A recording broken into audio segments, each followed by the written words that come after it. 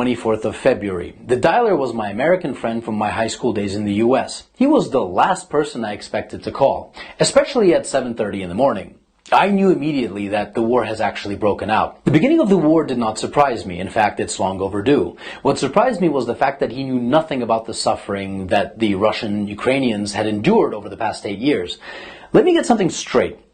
NATO promised that they wouldn't move an inch to the east. That was a lie. And now we are surrounded by an aggressive military alliance. NATO gladly bombed Yugoslavia under the pretenses of potential genocide.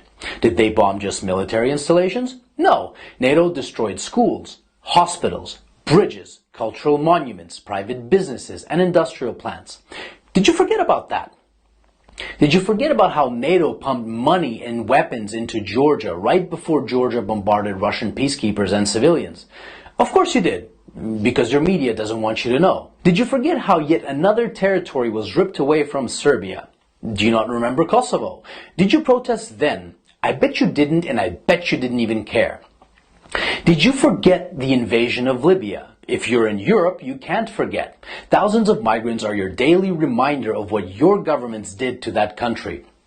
Did you protest the illegal invasion of Syria by Turkey and the US? I bet you didn't. Do you care about Saudi Arabia starving Yemen? I bet you don't. Do you care, or did you care, about the illegal invasion of Iraq and Afghanistan under false pretenses? What, they aren't people to you? Why haven't you been vocal against the murder of children and civilians at Iraqi and Afghani weddings by American bombardment? Ah, that's right. They're brown people. They're probably worth less to you.